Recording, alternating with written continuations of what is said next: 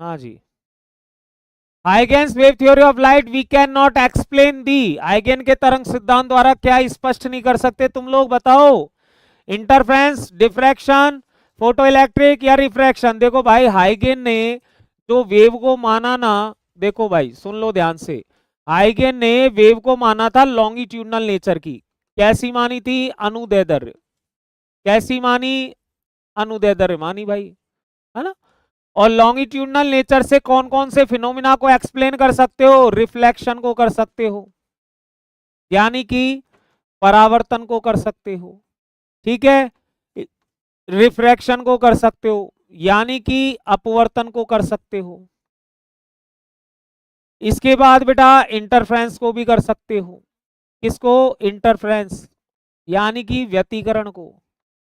और भाई साहब हम डिफ्रैक्शन को भी कर सकते हैं। किसको? डिफ्रैक्शन, यानी कि विवर्तन को। किससे? लॉन्गिट्यूडनल नेचर से, ठीक है। और वेव का दूसरा नेचर कौन सा होता है बेटा? ट्रांसवर्स, अनुप्रस्थ, है ना। और अनुप्रस्थ से हम कौन सी फिनोमिना जो वेव पर बेस्ड है, वो है पोलराइजेशन। तो पोलराइजेशन जो होता है ना, ध्रुवण, वो ट्रांसवर्स नेचर से एक्सप्लेन की जाती है। और ट्रांसवर्स नेचर क्या होता है? ईएमडब्ल्यू, इलेक्ट्रोमैग्नेटिक वेव, विद्युत चुंबकीय तरंग।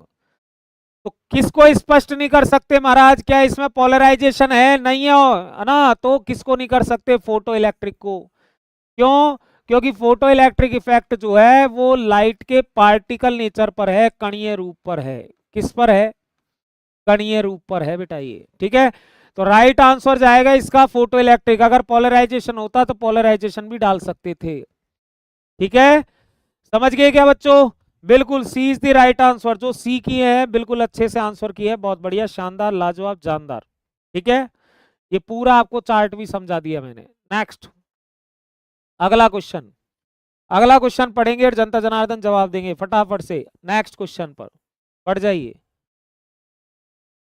हाँ जी, ए आंसर क्या कह रखा है बेटा? फेज डिफरेंस दे रखा है 2 पाई का, और हम लोग जानते हैं बेटा अगर फेज डिफरेंस हो 0, 2 पाई, 4 पाई, 6 पाई, यानी हम कह सकते हैं 0 और क्या कह सकते हैं? इवन मल्टीपल ऑफ पाई, यानी पाई का सम गुणज होता है, इवन मल्टीपल ऑफ पाई होता है, यानी कि पाई का सम गुणज होता है। ये सब लिख सकते हैं ना। या फिर हम लिख सकते हैं बेटा एन पाई, ठीक है, जहां पर एन का मान क्या होगा? 0, 2, 4, 6, ऐसे।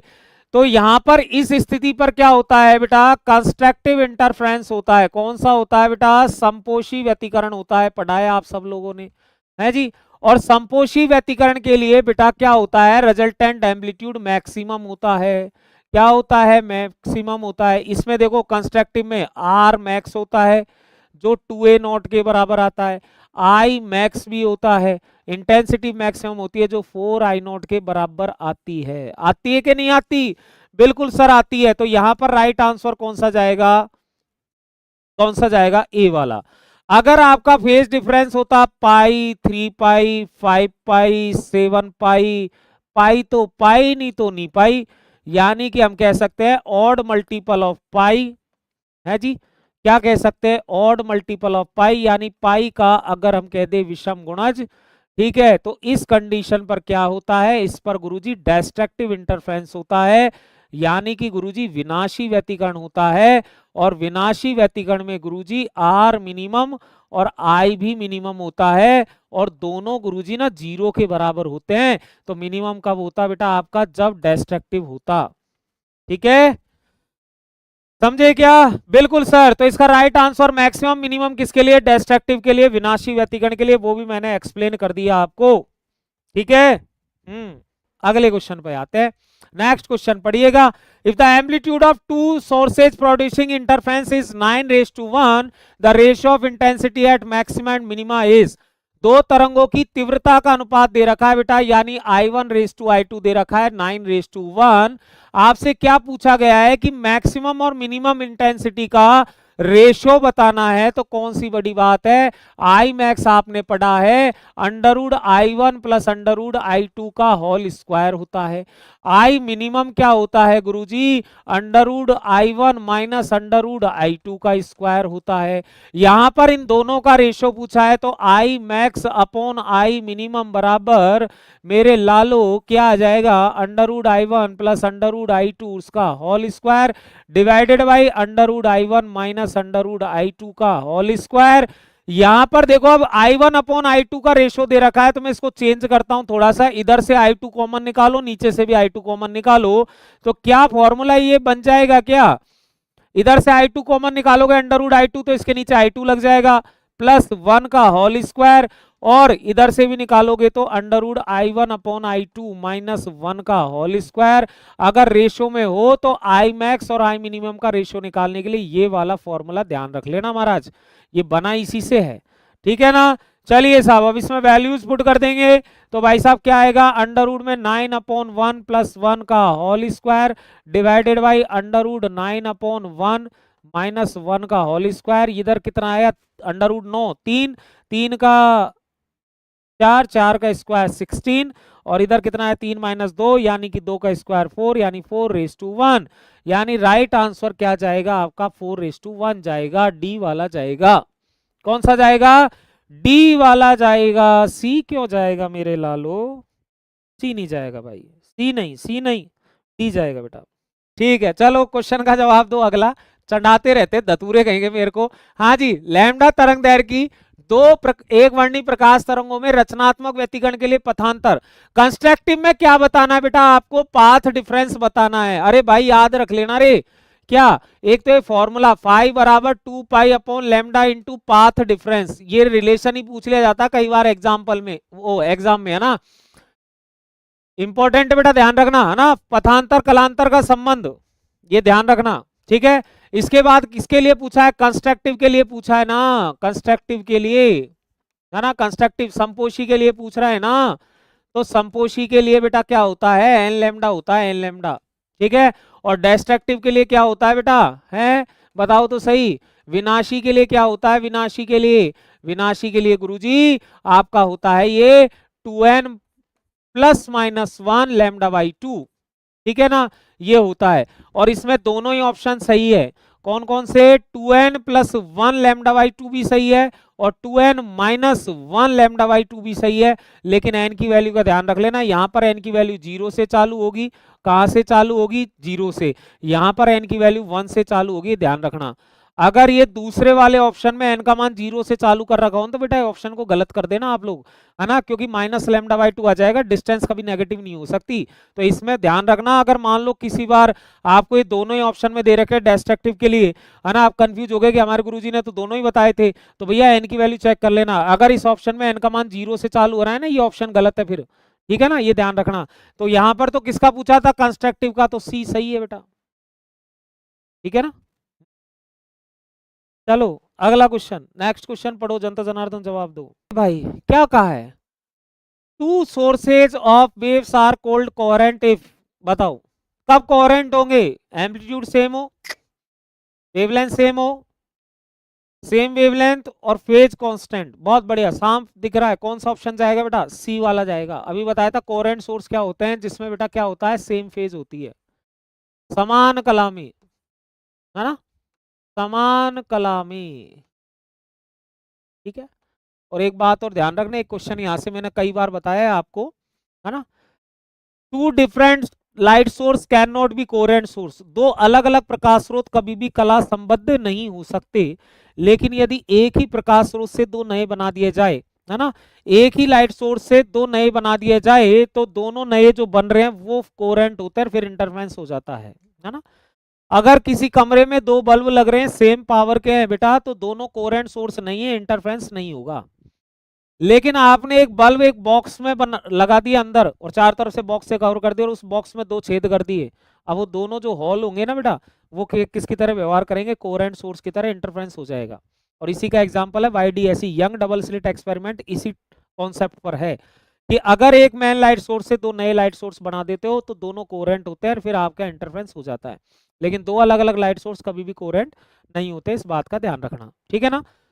क्लियर, चलो तो इस क्वेश्चन का आंसर सी हो गया। अगले क्वेश्चन का जवाब दो जनता जनार्दन, फटाफट से पढ़ो और जवाब दो, पढ़ो और जवाब दो फटाफट से। अगला क्वेश्चन आपके सामने, बहुत बढ़िया, अच्छी बात है। क्या है क्वेश्चन, देखो बेटा, यदि किसी बिंदु प्रकाश स्रोत, यदि किसी बिंदु प्रकाश स्रोत और पर्दे के बीच की दूरी को दुगना कर दिया जाए तो तीव्रता क्या होगी। अरे भाई, इंटेंसिटी का फॉर्मूला क्या होता है, आई बराबर E upon A into T. Energy flow in per unit area in per unit time is known as intensity, है ना। एकांक क्षेत्रफल एकांक समय में ऊर्जा प्रवाह को क्या कहते हैं, तीव्रता कहते हैं बेटा। तो आई प्रोपोर्शनल टू होता है 1 अपॉन ए के। अब क्या कह रहा है, पॉइंट लाइट सोर्स है बेटा, ये पॉइंट लाइट सोर्स रहा, इससे आपको पता है स्फेरिकल वेव फ्रंट बनेगा, बनेगा कि नहीं बनेगा, चारों दिशाओं में तरंगिकाएं जाएगी, जाएगी क्या, वेवलेट जाएगी।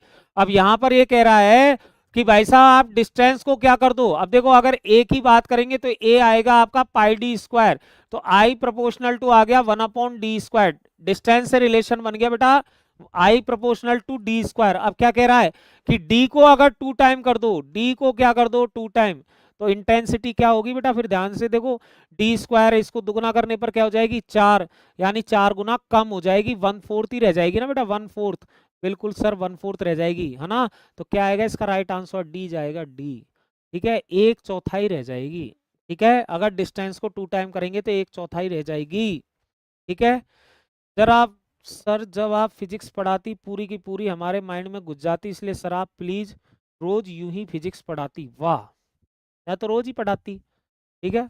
हाँ, लपोड़ो, बहुत बढ़िया, दीजिए जवाब, दीजिए जवाब, डी डी डी। तुम्हारे कमेंट कैसे रुक गई है, इसका हो गया, अगले का जवाब दो। नेक्स्ट क्वेश्चन, अगला क्वेश्चन आपके सामने, फटाफट से जनता जनार्दन जवाब दो।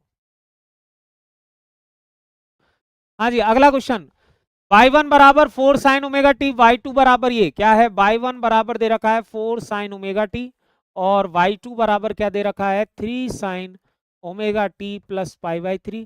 आपसे क्या पूछा है, रिजल्टेंट वेव का एम्पलीट्यूड पूछा है, कोई बात नहीं, आप जानते हो r बराबर अंडर रूट में a1 square plus a2 square plus 2a1 a2 cos phi होता है, बिल्कुल सर होता है। तो यहाँ पर अंडर रूट में बेटा a1 कितना 4, तो 4 का स्क्वायर, a2 कितना ये रहा 3, ठीक है, इसका स्क्वायर प्लस 2 इंटू 4 इंटू 3, और cos pi by 3, phase difference कितना आ रहा है बेटा, ओमेगा टी है इधर, omega T plus pi by 3 है, तो फेज डिफरेंस कितना आ रहा है पाई बाई 3 का। सॉल्व करेंगे बेटा, अंडर रूट में क्या आएगा 16 प्लस 9 प्लस कितना कॉस पाई बाई 3, बेटा इसका हाफ होगा, हाफ से 2 चला जाएगा तो 12 बचेगा, यानी कितना आ रहा है अंडर रूट में आपका आ रहा है 25 प्लस 12 यानी 37 आ रहा है ना, 25 प्लस 12 बिल्कुल 37, यानी अप्रोक्सीमेटली कितना आएगा 6 आएगा, कितना आएगा बेटा 6 आएगा। राइट आंसर कौन सा जाएगा, बी वाला जाएगा, कौन सा जाएगा, बी वाला, ठीक है। हाँ जी, क्लियर। तो जिन्होंने बी किया सही, जिनने कुछ और किया बेटा करेक्ट करना अपना आंसर, तो ऐसे क्वेश्चंस को कर लेना बेटा, है ना। ये एम्पलीट्यूड होता है, साइन के आगे जो लिखा होता है ना, ये एम्पलीट्यूड होता है, आपका आयाम होता है ये, ठीक है। और फेज डिफरेंस यहाँ से निकाल लोगे, omega T plus pi by 3, ठीक है, माइनस ओमेगा टी करके आपका फेज डिफरेंस पाई बाई 3 का आ जाएगा। बहुत बढ़िया, क्या बात है, धन्यवाद आप सभी लोगों का इस प्यार के लिए। अगले क्वेश्चन पर बढ़ जाते हैं। In a wave the path difference corresponding to phase difference, अरे भाई रिलेशन पूछ लिया, पथांतर कलांतर का, फेज डिफरेंस पाथ डिफरेंस का भी बताया था, फाई बराबर 2 pi upon lambda into path difference, ये होता है क्या, बिल्कुल सर ये ही होता है, ठीक है। तो यहां पर अपन को क्या निकालना है, क्या निकालना है, पाथ डिफरेंस निकालना है।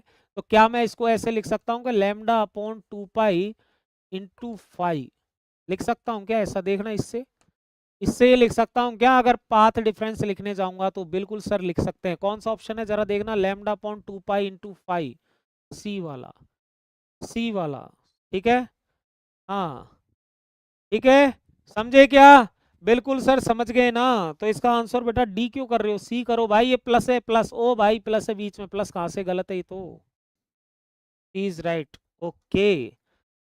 अगला क्वेश्चन नेक्स्ट, दो तरंगों के समीकरण दे रखे हैं बेटा। y1 बराबर क्या दे रखा है, a sin ओमेगा टी दे रखा है। y2 बराबर क्या दे रखा है, a cos ओमेगा टी दे रखा है।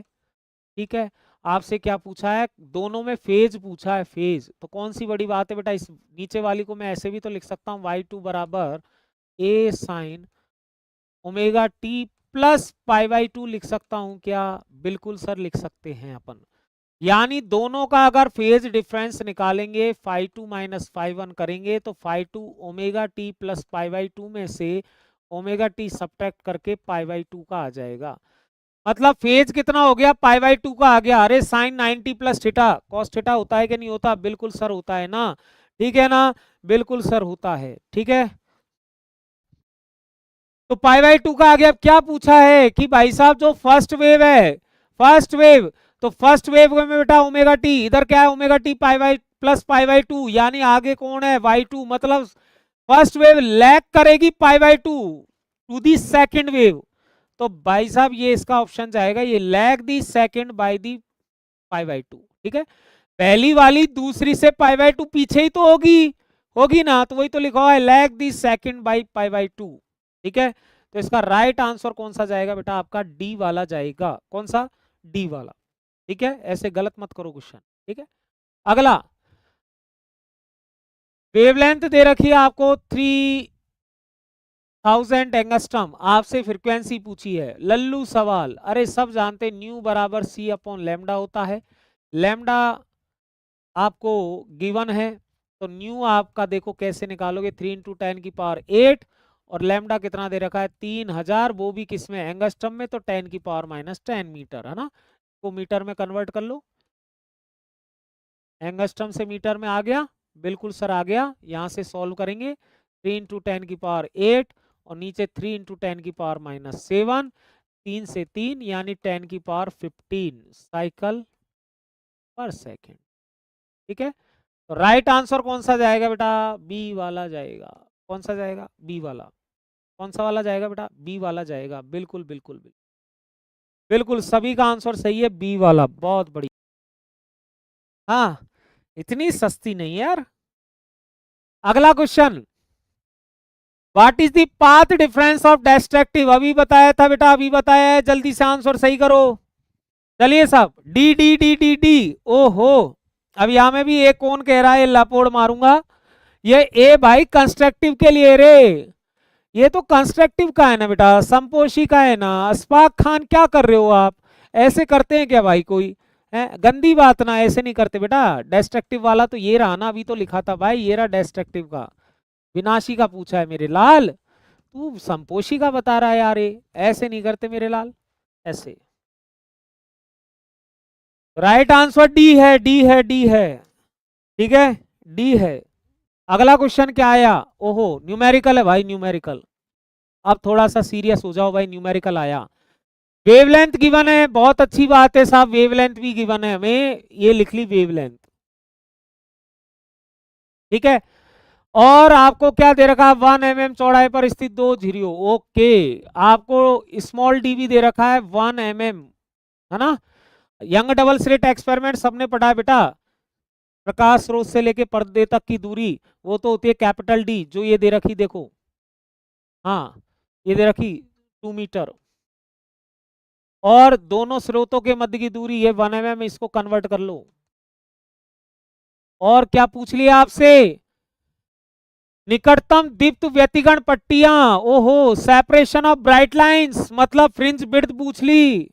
सबसे इंपॉर्टेंट भाई साहब, सबसे इंपॉर्टेंट जो है इस चैप्टर में, जब जो सबसे ज्यादा क्वेश्चन बनता है वो इस टॉपिक से बनता है, फ्रिंज चौड़ाई ध्यान रख लेना बेटा, थ्योरेटिकल हो चाहे न्यूमेरिकल हो, इंपॉर्टेंट टॉपिक। क्या होती है फ्रिंज चौड़ाई, distance between two successive bright और dark fringe known as fringe width, दो क्रमागत चमकीली काली फ्रिंजों के मध्य की दूरी को क्या कहते हैं, फ्रिंज चौड़ाई कहते हैं क्या, बिल्कुल सर कहते हैं ना, और जिसका फॉर्मूला क्या होता है, बीटा बराबर lambda capital D upon small D.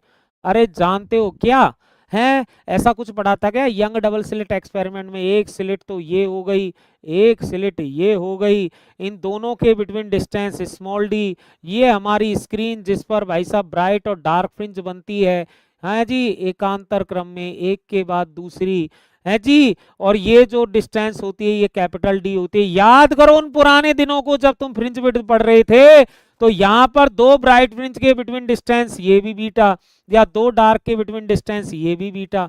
यही तो होता है मेरे लालो, बिल्कुल सर यही होता है। और उसका फॉर्मूला ये है, इंपॉर्टेंट है बेटा, ध्यान रखना। इस पे थ्योरेटिकल क्वेश्चन भी बनते हैं।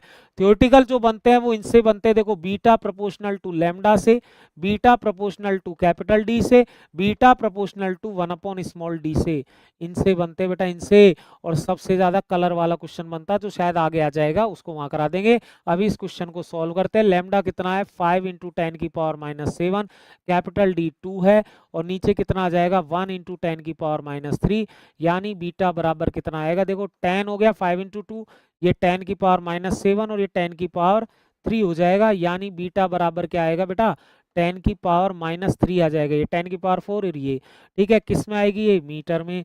और 10 की पावर -3 मीटर का मतलब क्या लिख सकता हूँ बेटा, 1 mm लिख सकता हूँ क्या, बिल्कुल सर आप लिख सकते हो ना 1 mm। तो राइट आंसर इसका जाएगा 1 mm, सी वाला। सी वाला कहाँ बी कर रहे हो भाई, क्यों कर रहे हो और कर ही क्यों रहे हो बी है, 1 mm 10 की पावर -3 मीटर या फिर 1 mm, ठीक है। ऐसे ऐसे मेरे लालो, ऐसे। अगला क्वेश्चन, नेक्स्ट, अगला पढ़ो पढ़ो पढ़ो पढ़ो। अगला देखो भाई क्या दे रखा है, डबल स्लिट एक्सपेरिमेंट में फ्रिंज विड्थ दे रखी है, वेवलेंथ दे रखी है, ठीक है साहब। अब क्या किया, प्रायोगिक व्यवस्था, मतलब इसमें तो कोई चेंज नहीं कर रहे, लेकिन वेवलेंथ चेंज कर रहे हो, तो भाई साहब फ्रिंज विड्थ क्या होगी, अरे अभी लिखा था भाई, बीटा बराबर lambda capital D upon small D, यही लिखा था क्या, बिल्कुल फॉर्मूला यही लिखा था, बीटा प्रोपोर्शनल टू क्या, लैम्डा। रिलेशन दिख रहा है, तो बीटा 2 अपॉन बीटा 1 बराबर लैम्डा 2 अपॉन लैम्डा 1 आ जाएगा क्या, आ जाएगा। तो बीटा 2 अपॉन बीटा 1 बराबर क्या आएगा, लैम्डा 2 कितना, ये, लैम्डा 1 कितना, ये, यानी कितना 1.2, यानी बीटा 2 अपॉन बीटा 1 कितना आया, 1.2 आया। अब क्या है, हाँ, बीटा 1 कितना दे रखा है, 1 mm, हाँ जी, तो बीटा 2 बराबर 1.2 बीटा 1, और बीटा 1 कितना दे रखा है, 1 mm दे रखा है, ठीक है। तो कितना आ गया बेटा, 1.2 mm, यानी कि फ्रिंज विड्थ अब कितनी हो जाएगी, 1.2 mm हो जाएगी। लो क्या है न्यूमेरिकलों में, कुछ है क्या, नहीं है ना, क्या है न्यूमेरिकलों में बताओ, कुछ है, नहीं है, ठीक है ना। चलो अगले क्वेश्चन पर बढ़े। नेक्स्ट क्वेश्चन क्या कह रहा है, in Young double slit experiment the distance between the slits is reduced to half. Okay, ये कह रहा है कि डिस्टेंस बिटवीन दी स्लिट जो स्मॉल डी होती है, इसको तो क्या कर दो, हाफ कर दो, कर देंगे भाई half. And the distance between the slit and screen is double, यानी जो कैपिटल डी होती है ना उसको डबल कर दो, इसको 2 टाइम कर दो, ठीक है। तो फ्रिंज विड्थ में क्या होगा, lambda capital D upon small D, तो beta proportional to D upon small D. इसको दुगना कर रहे हो, इसको आधा कर रहे हो, आधे का 2 ऊपर जाएगा, मतलब बीटा कितनी हो जाएगी, 4 टाइम हो जाएगी। बीटा कितनी हो जाएगी, 4 टाइम हो जाएगी, यानी 4 गुनी हो जाएगी। कितनी हो जाएगी बेटा, 4 गुनी, ठीक है। डी, अब इसमें भी सी कर रहे हो यार, दुगनी कैसे हो जाएगी, देखो कोई ज्यादा करने की जरूरत नहीं है। आप तुम कहो गुरुजी नहीं नहीं हम तो ऐसे करेंगे, देखो हमारे टीचर ने ऐसे बताया था गुरुजी, देखो beta proportional to capital D upon small D, फिर हम लिखेंगे गुरुजी बीटा 2 अपॉन बीटा 1 बराबर D2 अपॉन D1, और इधर लिखेंगे गुरुजी हम D1 अपॉन D2, ऐसे लिखेंगे गुरुजी। फिर हम लिखेंगे अकॉर्डिंग टू क्वेश्चन D2 जो है वो हमें क्या दे रखा है, 2D1 दे रखा है, ये D1 दे रखा है, ये D1, और D2 हमें अकॉर्डिंग टू क्वेश्चन गुरुजी D1/2 दे रखा है। ये देखो गुरुजी ऐसे किया, फिर दौर, ये 1/2 ऊपर जाके दौर, 2 4, और गुरुजी फिर हम लिखेंगे बीटा 2 अपॉन बीटा 1 बराबर 4, तो बीटा 2 बराबर 4 बीटा 1, फिर करेंगे गुरुजी 4 गुनी होगी। अरे अल्लाह पढ़ो, इतना करने की क्या जरूरत है, इधर देखना, इसको दुगना करना, इसको आधा करना, आधे का 2 ऊपर गया, 2 4, मतलब 4 गुनी हो जाएगी, खत्म खेल, ठीक है, खत्म खेल। यंग के डबल स्लिट एक्सपेरिमेंट में minimum is obtained when the phase difference of super imposing wave is, अरे भाई क्या बताना है कि अगर निम्निष्ट का मतलब डार्क फ्रिंज के लिए क्या कलांतर बताना है, कलांतर। फेज डिफरेंस, अरे आपको पता है डेस्ट्रक्टिव, डार्क कब मिलेगी, जब डेस्ट्रक्टिव इंटरफ्रेंस हो, विनाशी हो, और विनाशी के लिए बेटा आपको पता है फेज डिफरेंस होना चाहिए पाई, 3 पाई, 5 पाई, पाई तो पाई, नहीं तो नहीं पाई, यही तो होना चाहिए। तो क्या मैं इसको फॉर्मूले के रेस्पेक्ट में ऐसे लिख सकता हूं क्या, 2n-1 पाई लिख सकता हूं क्या, लिख सकता हूं। देखो n बराबर आपने 0 पुट किया तो क्या आ जाएगा पाई, n बराबर आपने 1 पुट किया ना 0 पुट करते ही तो महाराज ये माइनस पाई जाएगा, n का मान 1 से चालू करो, 1 से चालू करेंगे तो पाई आ जाएगा, 2 रखेंगे तो 3 पाई आ जाएगा, 3 रखोगे तो क्या 3 6 5 पाई आ जाएगा, क्या चलता रहेगा क्या, बिल्कुल। तो क्या आंसर हो जाएगा, क्या आंसर हो जाएगा 2n-1 पाई, ठीक है, ये आंसर हो जाएगा। हाँ जी बिल्कुल, बी बी बी, बिल्कुल बी है सर, बहुत बढ़िया, शानदार, लाजवाब, जानदार। चलो अगला क्वेश्चन, नेक्स्ट क्वेश्चन पढ़ो जल्दी से। ओहो क्या कह रहा है, यंग डबल स्लिट एक्सपेरिमेंट में फ्रिंज विड्थ केवल वेवलेंथ से होती है क्या, देखो फॉर्मूला आपको पता है, lambda capital D upon small D, तो बीटा चेंज करने के लिए लैम्डा से भी कर सकते हो, बीटा आपका कैपिटल डी से भी चेंज हो जाएगा, बीटा आपका स्मॉल डी से भी चेंज हो जाएगा क्या, बिल्कुल, है ना। तो यहां पर देखो केवल लिखा हुआ है, केवल ओनली, इसलिए ये गलत। यहां भी देखो दूसरे में ओनली लिखा हुआ है केवल, केवल एक ही चीज से थोड़ी कर सकते हैं, इन तीनों से ही कर सकते हैं। तो भाई साहब सी वाला देखना, वेवलेंथ से कर लो या स्लिट के मध्य दूरी, बिल्कुल बहुत बढ़िया, C is the right answer. Universal constant तो है ही नहीं बेटा, सार्वत्रिक नियतांक कहाँ है, तो सी राइट है, सी, जो तुम सभी प्यारे बच्चों ने किया है, बिल्कुल साहब, सी सी सी सी सी, आई एम राइट सर, ओहो बहुत बढ़िया, चलिए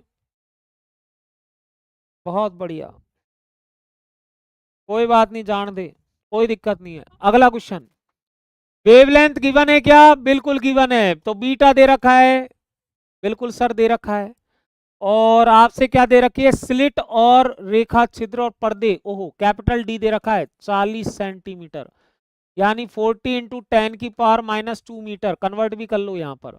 और क्या दे रखा है, फ्रिंजों के आपसी दूरी भी दे रखी है, मतलब फ्रिंज विड्थ भी दे रखी है ना, ये तो लैम्डा है ना, ये बीटा क्यों लिख दिया मैंने, बीटा तो ये है 0.012 सेंटीमीटर, जिसको मैं लिख सकता हूँ 0.012 इंटू 10 की पावर -2 मीटर। और आपसे क्या पूछा है, स्मॉल डी पूछा है, ठीक है भैया, ये न्यूमेरिकलों का ध्यान रखना, इस फॉर्मूले पे ही है ज्यादातर, है ना। तो स्मॉल डी बराबर लैम्डा डी अपॉन बीटा लिख सकता हूँ, अब सॉल्व कर लो, तीनों वैल्यू गिवन है, तो 6000 10 की पावर -10 एंगस्ट्रम से, कैपिटल डी कितना दे रखा है 40 इंटू 10 की पावर -2, और इधर बीटा कितना दे रखा है 0.012 इंटू 10 की पावर -2। सॉल्व करते हैं, लो आ जाओ आ जाओ आ जाओ आ जाओ, 6 इंटू देखो ऊपर पावर का कर देता हूं 3 1 4, और इधर 12, यानी 10 की घात -8, ऊपर तो ये बचा, ठीक है, और 4 और बचा आपका, नीचे क्या कर सकता हूं इसको 12 इंटू कितना 10 की पावर -5 कर दूं क्या, पॉइंट हटा के, ठीक है, ये 2 बार, ये 2 से ये 2 बार, तो 2 इंटू 10 की पावर कितना बचेगा बेटा -8, और -5 + 5 यानी -3 मीटर, यानी 2 mm कह सकता हूं क्या, बिल्कुल, क्या कह सकता हूं 2 mm, और 2 mm तो है नहीं, सेंटीमीटर में बनाना है, कोई बात नहीं, इसको मैं ये भी तो लिख सकता हूं 2 इंटू 10 की पावर -1 सेंटीमीटर भी तो लिख सकता हूं, 10 की पावर -2 तो सेंटीमीटर में गया, तो एक पावर -1 बच गई, तो 0.2 सेंटीमीटर लिख सकता हूं क्या, बिल्कुल सर लिख सकते हैं, तो 0.2 सेंटीमीटर, यानी कि डी राइट आंसर, कौन सा, डी वाला, कौन सा, डी वाला। हाँ जी, तो यंग डबल स्लिट एक्सपेरिमेंट में आपको झिरियों के बीच की दूरी दे रखी है, स्मॉल डी दे रखा है 0.2 सेंटीमीटर का, और पर्दे के बीच की दूरी बहुत बढ़िया, यानी कैपिटल डी भी दे रखा है आपको 1 मीटर का, और आपको क्या दे रखा है, लैम्डा भी दे रखा है आपको, बहुत बढ़िया। और देखो मैंने सीधे नहीं लिखी कि फ्रिंज विड्थ बता दो, उसने लिखा दो क्रमागत काली फ्रिंजों के मध्य की दूरी, जिसको अपन कहते हैं फ्रिंज विड्थ, बीटा ही तो कहते हैं बेटा। तो वही बीटा बराबर lambda capital D upon small D, लगाओ फॉर्मूला, आंसर रखो। हाँ, क्वेश्चन में वैल्यू रखो, इसमें फॉर्मूले में वैल्यू रखो, है पता ही नहीं क्या ही लिखे जा रहे हैं। हाँ जी, तो बीटा बराबर देखो, इसको कन्वर्ट कर लेंगे 5 इंटू 10 की पावर माइनस 7 मीटर हो जाएगा क्या, बिल्कुल। तो 5 इंटू 10 की पावर माइनस 7, डी की वैल्यू 1 और स्मॉल डी कितना 0.2 सेंटीमीटर से मीटर में लिया हो ऐसे। इसको क्या मैं सेंटीमीटर से मीटर में लाऊंगा, जब 10 की पावर माइनस 2 मीटर नहीं लिखूंगा क्या, लिखूंगा ना। हाँ जी, तो बीटा बराबर क्या 5 इंटू 10 की पावर माइनस 7 और इधर आ गया 2 इंटू 10 की पावर माइनस 3, यानी कितना आएगा बीटा आपका आ जाएगा 2.5। ये तो हो गया 2.5 इंटू 10 की पावर माइनस 4, किस में आएगी बेटा, मीटर में, है ना। ये +3 ऊपर हो जाएगा, -7 +3 -4, यानी बीटा बराबर देखो अब किस में, mm में निकालना है, देखो इधर mm लिखा हुआ है mm, तो बेटा इसको लिख सकता हूँ 2.5 इंटू 10 की पावर -1 mm, -3 जो मीटर है वो तो गया mm में, यानी मैं बीटा बराबर लिख सकता हूँ 0.25 mm, ऐसे लिख सकता हूँ। तो 0.25 mm में आएगा, यानी राइट ऑप्शन जाएगा ए वाला। कौन सा जाएगा बेटा, ए वाला, ए वाला। ठीक है, अगले क्वेश्चन की ओर बढ़ते हैं। नेक्स्ट, अगला, यंग डबल स्लिट एक्सपेरिमेंट में जो फोर्थ ब्राइट फ्रिंज है उसकी विड्थ दे रखी है, फोर्थ ब्राइट फ्रिंज उसकी विड्थ दे रखी है 2 इंटू 10 की पावर -2 सेंटीमीटर, और आपसे क्या पूछा है, सिक्स्थ ब्राइट फ्रिंज की फ्रिंज विड्थ पूछी है। अब देखो ये कॉन्सेप्चुअल है भाई, इसकी विड्थ पूछी है आपसे, है? तो आपको पता होना चाहिए बेटा, YDSE में चाहे आपकी डार्क फ्रिंज हो यानी काली या अदीप्त,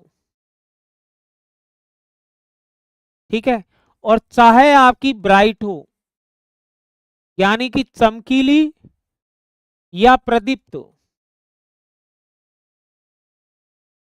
इन सबकी फ्रिंज विड्थ सेम होती है। हाँ जी, सेम विड्थ की मिलती है ना, ये समान चौड़ाई की होती है ना बेटा, बिल्कुल सर होती है। तो फोर्थ की जो है ना वही 6 की होगी, यानी इसकी भी कितनी होगी 2 इंटू 10 की पावर -3 ही होगी। पढ़ा है ना, समान चौड़ाई की तो मिलती है, चमकीली काली, ब्राइट और डार्क, है ना। तो महाराज यहाँ पर आंसर आपका ये ही चला जाएगा, 2 इंटू 10 की पावर -2 है, 2 ये 2 है ना, हाँ, तो 2 इंटू 10 की पावर -2 ये ही चला जाएगा। ठीक है, ठीक है, समझ गए क्या, बिल्कुल नंबर पर डिपेंड नहीं करती, बिल्कुल भाई। Next question, young double slit experiment is carried out by using green, red, blue light, one color at a time. The fringe width recorded are this then. Okay, बेटा इंपॉर्टेंट लगाओ, लगाओ important, beta बराबर lambda capital D upon small D, formula numerical तो बहुत देख लिया, theoretical देखो, beta proportional to lambda, दिख रहा है क्या। और ध्यान रखना पूरी फिजिक्स में कलर का क्वेश्चन आना ही आना है, और रंग का कोई भी क्वेश्चन आए उसको रिलेट करना है तरंग दैर्घ्य से, यानी कि वेवलेंथ से। ठीक है, किससे, वेवलेंथ से। गुरुजी कैसे करना है वो भी बताओ। तो 7 कंपोनेंट कलर है विवग्योर, ठीक है, वॉयलेट टू रेड जाते हैं, वॉयलेट टू रेड जाते हैं तो ये होता है लैम्डा का इंक्रीजिंग ऑर्डर। ठीक है, violet, indigo, blue, green, yellow, orange, red. तो वॉयलेट टू रेड, बैंगनी से लाल की तरफ जाते हुए तो क्या होता है भाई, लैम्डा बढ़ता है। तो यहां पर महाराज कलर कौन कौन से हैं, एक तो हरा रंग डाला, मार ही डाला, एक तो ये है, एक कौन सा है, रेड है, लाल लाल कुर्ती में गोरा सा बदन, ये रहा, और एक है ब्लू, आज ब्लू है, पानी पानी पानी पानी। ठीक है, तो तीनों के वेवलेंथ का रेशियो बनाओ बेटा, तो लैम्डा रेड सबसे ज्यादा, उसके बाद लैम्डा ग्रीन और उसके बाद लैम्डा ब्लू। और बीटा प्रोपोर्शनल टू लैम्डा है तो बीटा रेड सबसे ज्यादा और बीटा ग्रीन से और सबसे कम बीटा ब्लू। बन गया क्या ऑर्डर? बन गया क्या? बिल्कुल सर बन गया। कौन सा ऑप्शन? डी वाला सर, डी वाला। समझे क्या? बिल्कुल सर समझ गए। तो वेव ऑप्टिक्स में जो कलर का क्वेश्चन बनेगा वो तो यहां से बनेगा ऐसे, और वही बात करें किसमें? रे ऑप्टिक्स में बेटा, तो रे ऑप्टिक्स में भी भाई कलर का क्वेश्चन बनता है ना, उसके लिए एक रिलेशन बता रहा हूं, mu proportional to 1 lambda proportional to 1/v proportional to 1/c। इस रिलेशन को मैंने बहुत बार लिखा दिया तुमको, ठीक है।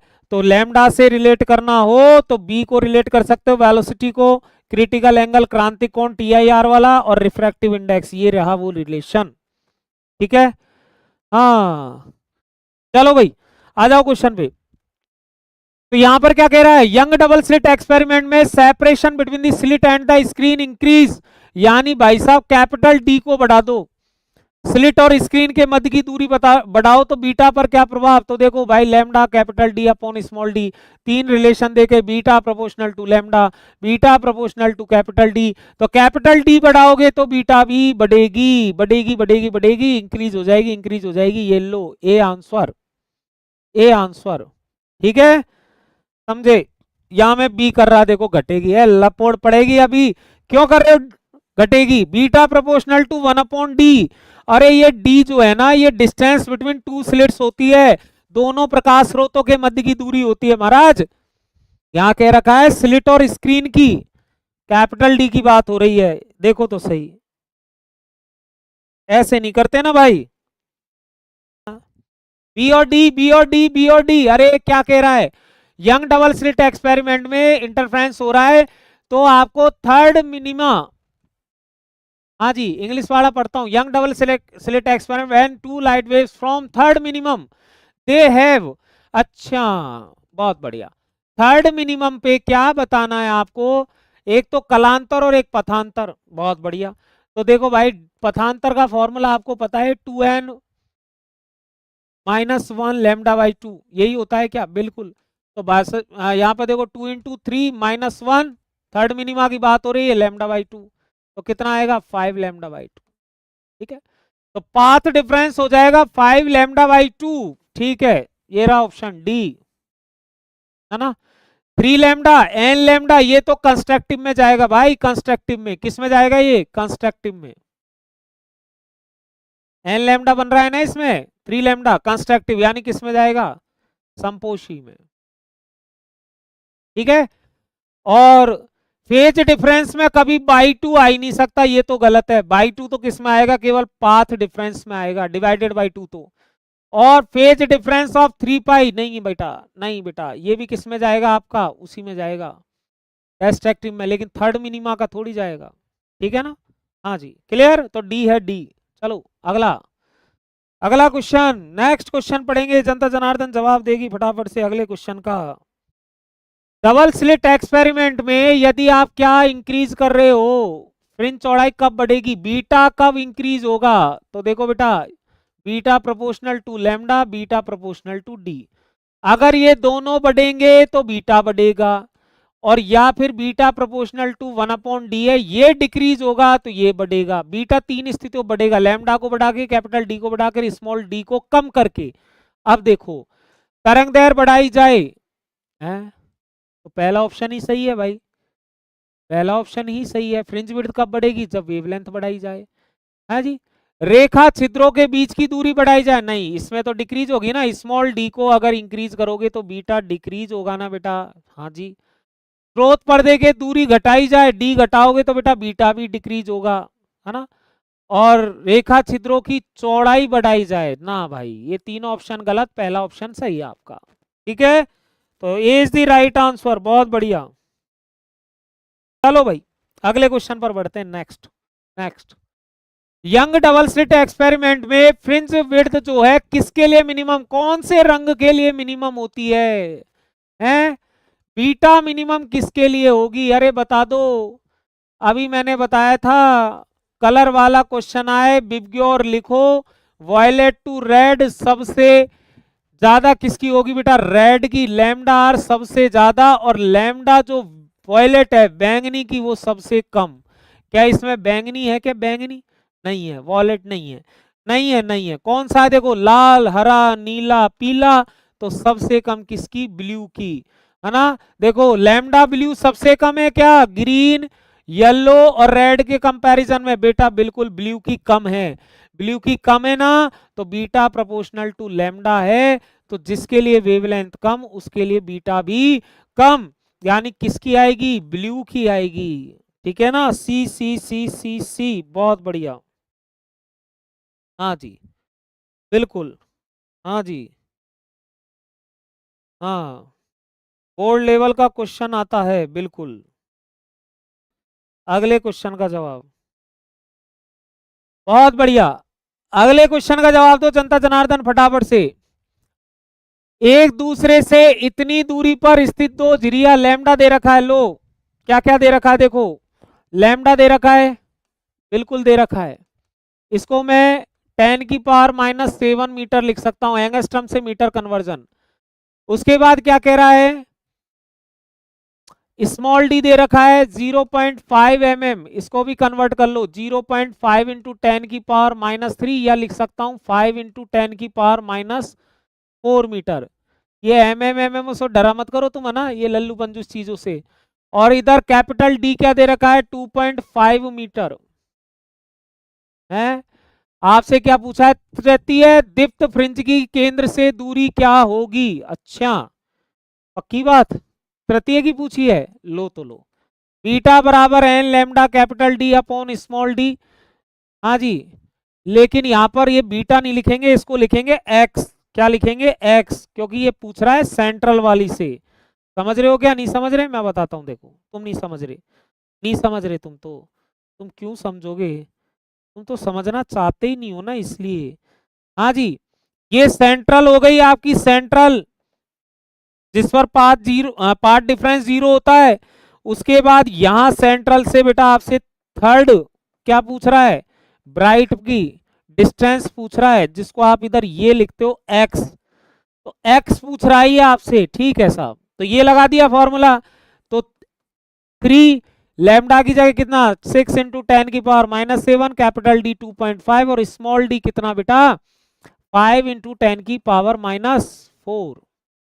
हो गया क्या, बिल्कुल सर हो गया। अब करो कैलकुलेट, 2.5 2, हाँ जी, ये हो गया 9, 6 इंटू 3 18 डिवाइडेड बाई 2 9, और इधर 10 की पावर -7 और 10 की पावर -4 से +4 10 की पावर -3 मीटर, क्या मीटर में ऑप्शन नहीं, mm में, कोई बात नहीं, इसको क्या मैं 9 mm नहीं लिख सकता, क्या लिख सकते हो ना सर, 10 की पावर -3 मीटर को mm, ये लो, ये लो, राइट आंसर आएगा डी वाला, कौन सा, डी वाला जाएगा भाई, डी वाला, समझे क्या, हाँ जी सर, समझ गए।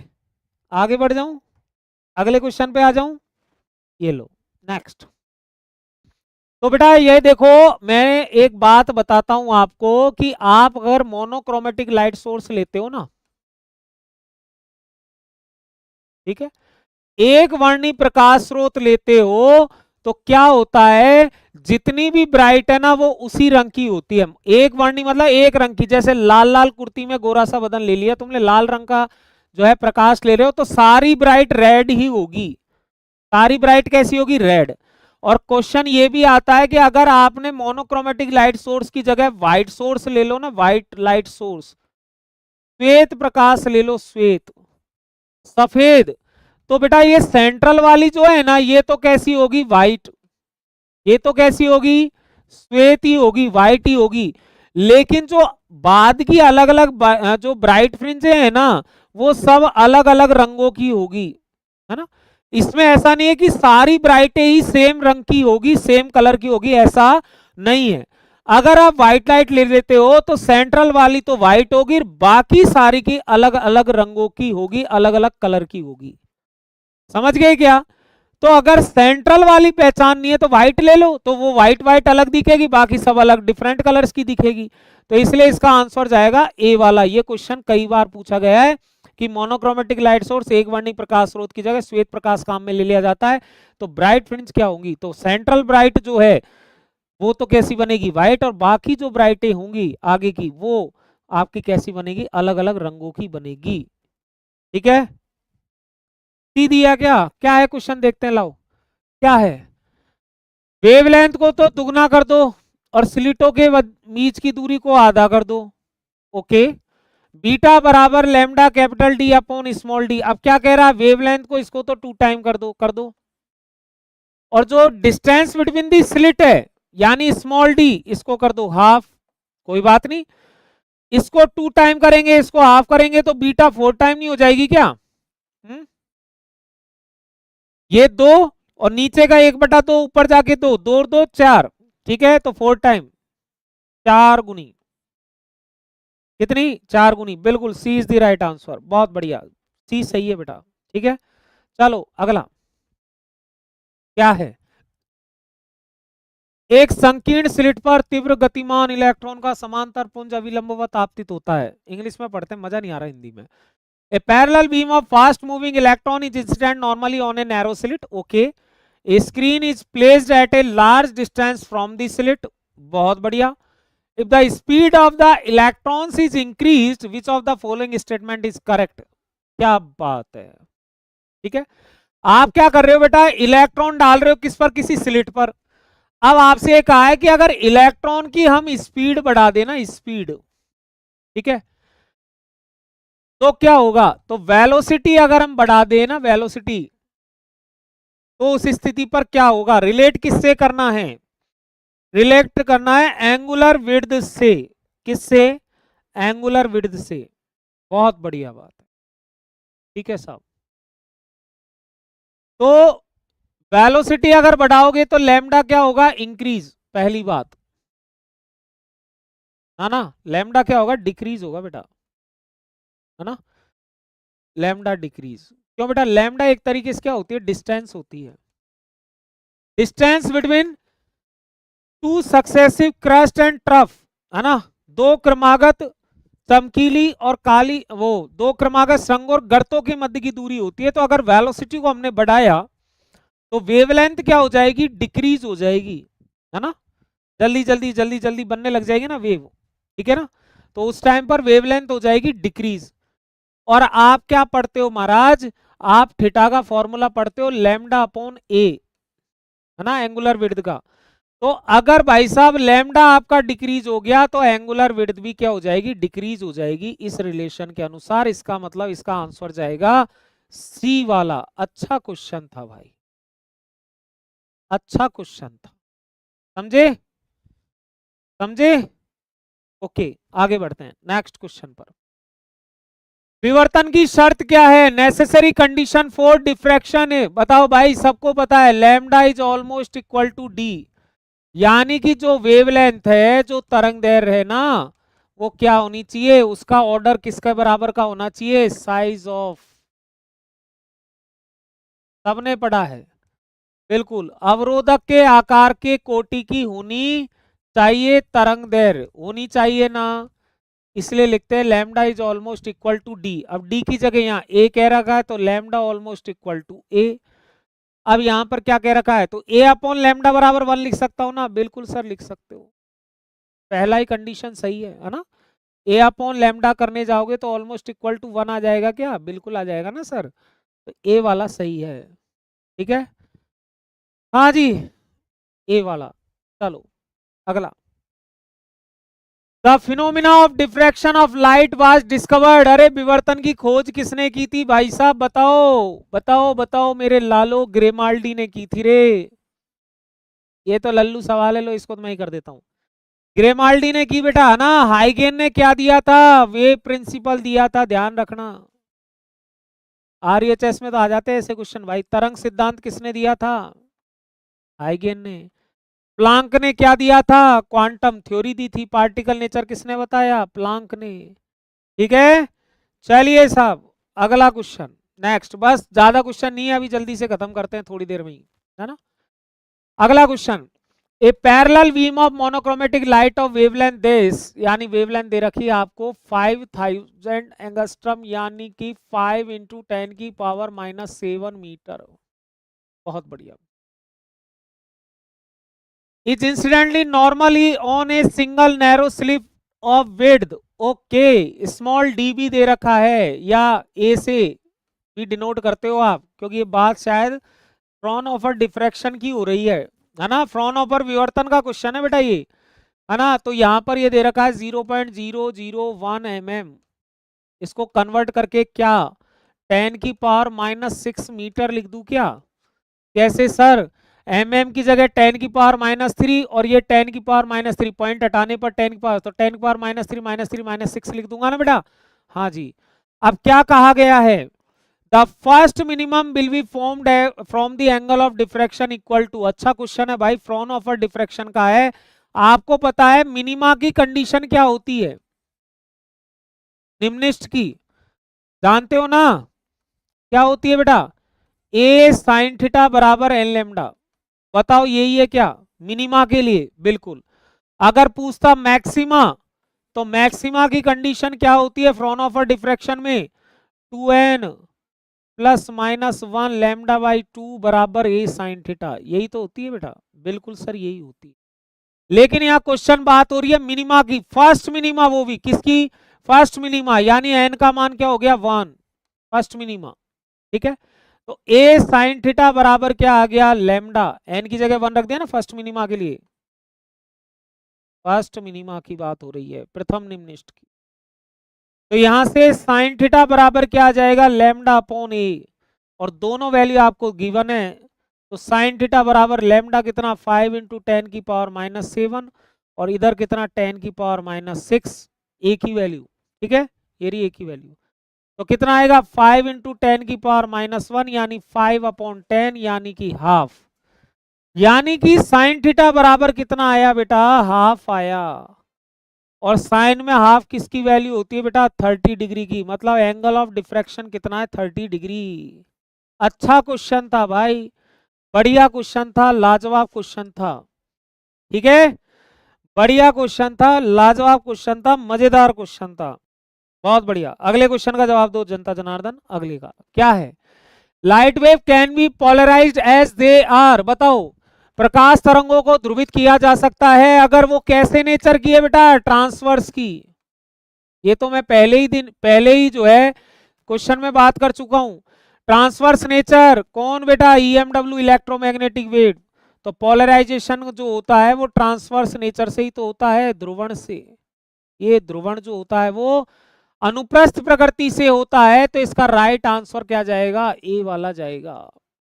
ठीक है, लॉन्गिट्यूडनल नेचर से जो है केवल रिफ्लेक्शन, रिफ्रैक्शन, परावर्तन, अपवर्तन, इंटरफ्रेंस, व्यतिकरण और डिफ्रैक्शन यानी विवर्तन की व्याख्या कर सकते हो।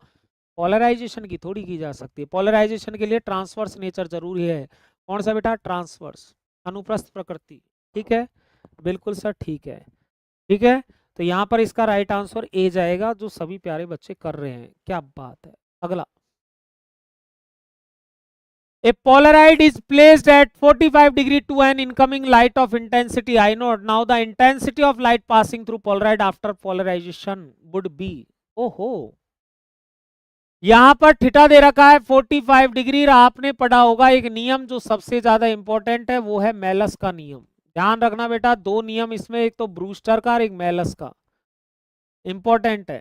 एक तो मेलस का नियम जो कहता है I proportional to cos square theta, यानी कि intensity of polarized light is directly proportional to angle cosine square of angle between the analyser and the polariser, यानी कि ध्रुवक विश्लेषक के मध्य के कोण की कोज्या के वर्ग के समानुपाती होती है ध्रुवित प्रकाश की तीव्रता। पढ़ा होगा सबने।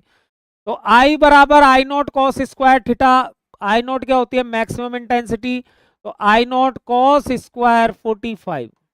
हाँ जी, तो आई नॉट कॉस 45 की वैल्यू 1/√2 उसका स्क्वायर, यानी आई नॉट बाई 2, यानी इंटेंसिटी क्या होगी? मैक्सिमम की हाफ होगी, आधी होगी, आधी। हाँ जी, क्या होगी? आधी। तो मेलस का नियम एक तो ये ध्यान रखना, एक बेटा ब्रूस्टर का नियम और है। ठीक है, इसका भी ध्यान रखना। मैक्सिमम टाइम देखो 3 टॉपिक, फ्रिंज विड्थ, बेलस और ब्रूस्टर, इनसे ही क्वेश्चन आता है वेव ऑप्टिक्स में। ठीक है, तो ब्रूस्टर का नियम म्यू बराबर tan थीटा पी होता है। ठीक है, यानी कि refractive index is equal to tangent of angle of polarisation, है ना। अपवर्तनांक जो है वो ध्रुवण कोण की स्पर्श जाके बराबर होता है। ठीक है ना, ये दोनों ध्यान रखना। ठीक है, चलिए साहब नेक्स्ट क्वेश्चन, अगला क्वेश्चन पढ़ो पढ़ो पढ़ो। रुक जा बेटा अजय, रुक जा, पढ़ने पे ध्यान दे, बकवास नहीं है ना, बकवास करनी है। 5 ध्रुवकों के निकायों पर प्रकाशिक प्राकृतिक प्रकाश का पुंज आपतित होता है। ओहो, बहुत बढ़िया। एंगल दे रखा है 60 डिग्री का, और कितने पोलराइजर है? 5 पोलराइजर है। कितने? 5। लगातार 5 पोलराइजर लगा दिए आपने। लास्ट में आपसे पूछ रहा है कि जो इंटेंसिटी होगी, समझ रहे हो क्या? जैसे बेटा आपने अनपोलराइज लाइट डाली और सारे पोलराइजर एक दूसरे से 60 डिग्री के एंगल पर है। ठीक है, और महाराज लास्ट में जो इंटेंसिटी होगी वो क्या होगी, ये आपसे पूछा है। क्वेश्चन ये है, अच्छा है मामला, क्वेश्चन का अच्छा है। देखो पहले पे बात करेंगे तो I not cos square theta, यानी आई नॉट कॉस स्क्वायर 60, यानी कितना आएगा? आई नॉट बाई कितना आएगा? 4 आएगा क्या? कॉस 60 की वैल्यू हाफ, हाफ का स्क्वायर 4, तो आई नॉट बाई 4 जाएगी अब दूसरे पर, है ना। तो दूसरे वाले पर आई नॉट बाई 4 कॉस स्क्वायर 60, है ना। ये तो यहां पर ये कितना आएगा बेटा आपका? आई नॉट बाई कितना? 4 कितना हो जाएगा? 60 का हाफ, 4 16। ओके, फिर तीसरे पे जाएगी तो I not 16 into cos square 60, यानी आई नॉट बाई 64 आ जाएगा। ठीक है, फिर चौथे पे जाएगी बेटा I4, ये I3 आ गई, तो I naught by 64 into cos square 60, यानी कितना आएगा? आई नॉट बाई 128, 128 आएगा क्या? 64 इंटू 4 कितना होता है बेटा? 256 होता है भाई, 256। ठीक है, इतना जाएगा, पक्की बात। आई नॉट बाई थीटा कितना है? 60 है ना, कॉस 60 हाफ, हाफ का स्क्वायर 4, फिर 4 यहाँ पे मल्टीप्लाई होकर के 16, फिर 16 से 1/4 मल्टीप्लाई होकर 64, 64 के बाद ये 4 से मल्टीप्लाई होके 256। ठीक है, ठीक है, और ये जब जाएगा तो यहाँ पर वही 60, तो कितना आ जाएगा बेटा? ये आएगा आपका आई नॉट अपॉन, यार कुछ तो गड़बड़ हो रही है इसमें। पहला 60 डिग्री पर घूर्णित किया, ध्रुवक का अक्ष पहले वाले की तुलना में सही है।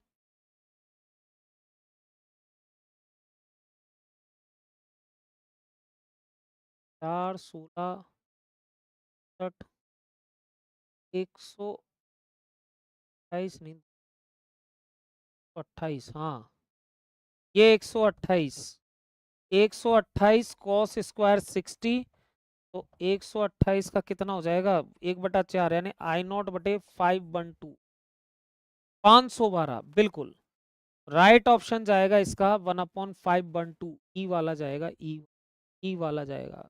अरे सुरेश इनानिया रुक जा, रुक जा रुक जा रुक जा, ठीक है ना, बिल्कुल साहब। नेक्स्ट, अगला, जल्दी से 2-3 क्वेश्चन और है, खत्म करो इनको फटाफट से। अब पी के और क्वेश्चन कब कराओगे? अरे इतने सारे क्वेश्चन करा रखे हैं यार, सीरीजें देख लो। हाँ जी, अगला, जब किसी पदार्थ पर आपतन कोण 60 डिग्री का है, ठीक है भाई, इंसिडेंस एंगल कितना है? 60 डिग्री, तो भाई साहब पोलराइज्ड हो रही है, मतलब ये एंगल ऑफ इंसिडेंस ना दे करके फिर क्या दे रखा है आपको? एंगल ऑफ पोलराइजेशन, क्योंकि पोलराइज्ड हो गई ना, तो आपसे मीडियम में वेलोसिटी पूछी है। देखो अच्छा क्वेश्चन है बेटा, मैंने कहा था एक नियम है ब्रूस्टर का नियम, है ना, ब्रूस्टर का नियम, बिल्कुल। क्या है? न्यू बराबर tan थीटा पी है, तो tan कितना बेटा? 60, tan 60 की वैल्यू कितनी होती है? √3 होती है, तो म्यू की वैल्यू तो यहां से निकाल ली, और फिर आप जानते हो बेटा म्यू बराबर क्या होता है सी बाई वी, है ना, velocity in vacuum divided by velocity in medium. तो यहां से b बराबर सी बाई म्यू, सी की वैल्यू 3 × 10⁸ और इधर म्यू की वैल्यू √3, तो b बराबर √3 × 10⁸ मीटर पर सेकेंड आ जाएगा।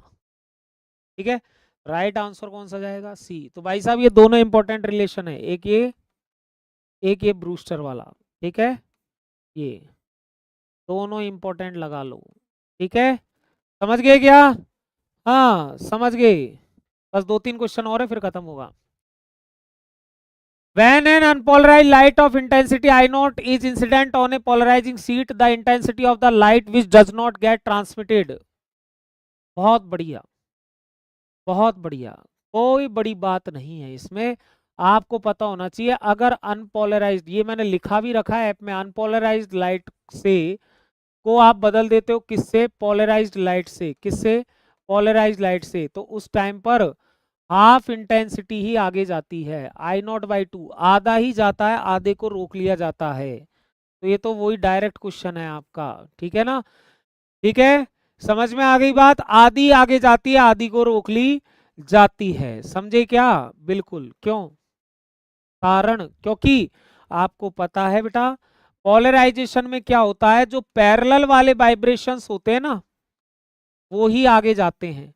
आपको पता है अनपोलराइज्ड लाइट में बेटा क्या होता है, पैरेलल वाले भी होते हैं, ये ई वेक्टर के वाइब्रेशन विद्युत क्षेत्र सदिश के समांतर कंपन होते हैं, और परपेंडिकुलर वाले भी होते हैं, ये तो होती है अनपोलराइज्ड। लेकिन जब पोलराइज्ड की बात करते हैं तो केवल और केवल पैरेलल वाले बसते हैं, परपेंडिकुलर वाले नहीं बसते, उनका एब्जॉर्बेशन हो जाता है, अवशोषण हो जाता है, तो बेटा 50% ही रहेगा ना, यानी कि I0/2 आधी रह जाएगी ना इंटेंसिटी, इसलिए इसका आंसर क्या जाएगा आपका, सी वाला जाएगा। चलिए नेक्स्ट क्वेश्चन, अगला क्वेश्चन, नेक्स्ट क्वेश्चन का जवाब दो जनता जनार्दन, अगले का। ओके सर,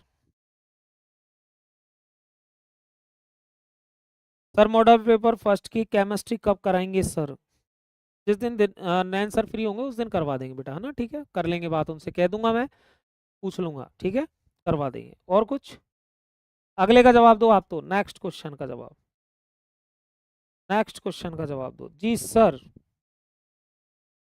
अगला, the reddish appearance of the sun at sunrise and sunset is due to, किसके कारण होता है बेटा, सनसेट और सनराइज, अरे ये तो यहाँ कैसे आ गए, तो रे ऑप्टिक्स का क्वेश्चन है भाई, स्कैटरिंग के कारण, किसके कारण, स्कैटरिंग के कारण होता है बेटा, किसके कारण, स्कैटरिंग कारण। तो ये क्वेश्चन तो आपका किसका है बेटा, रे ऑप्टिक्स का, ये पता नहीं कैसे आ गया इसमें, ठीक है ना, ए या में देखिए फैयाज अली बी कर रहा है, पोलराइजेशन के कारण हुए, लपड़ पड़ेगी अभी।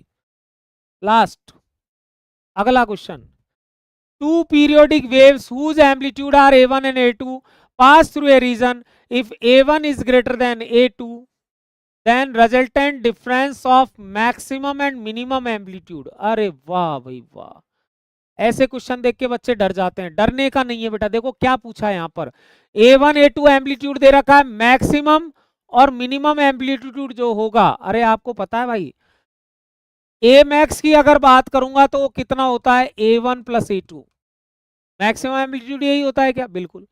ए मिनिमम की बात करते हैं तो कितना होता है बेटा, A1 - A2, इंटरफ्रेंस के मैथमेटिकल एक्सप्रेशन में, गणितीय विश्लेषण में आपने पढ़ा है।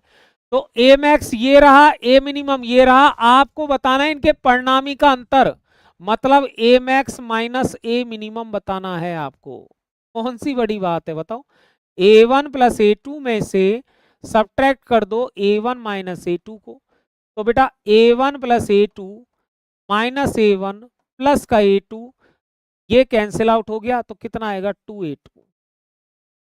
तो राइट आंसर क्या जाएगा इसका, बी वाला जाएगा, कौन सा वाला जाएगा बेटा, बी वाला। ये सी डी क्या कर रही हो यार, अरे भाई मैक्सिमम और मिनिमम का रिजल्टेंट पूछा है, दोनों का सब्ट्रैक्शन करो भाई, ये पूछा है रे, तो क्या A1 + A2 A1 - A2, ये तो ए मैक्स है बेटा, ये ए मिनिमम है, आपसे तो इनका रिजल्टेंट पूछा है ना, दोनों का डिफरेंस निकालो बेटा, कितना आएगा 2A2 आएगा, सेकंड वाला जाएगा, बी वाला ऑप्शन जाएगा, ऐसे गलती मत किया करो, है ना। ऐसी ऐसी छोटी छोटी गलती मत करो, करनी है तो कोई बड़ी गलती करो, छोटी छोटी गलतियों में क्या रखा है। ठीक है, क्लियर। हाँ जी, तो सर कितने क्वेश्चन और है? नहीं है, अब क्वेश्चन खत्म, tata bye bye. Last question था ये अपना। ठीक है, तो आपके वेव ऑप्टिक्स भी कंप्लीट हो चुकी है, ये भी आपकी कंप्लीट।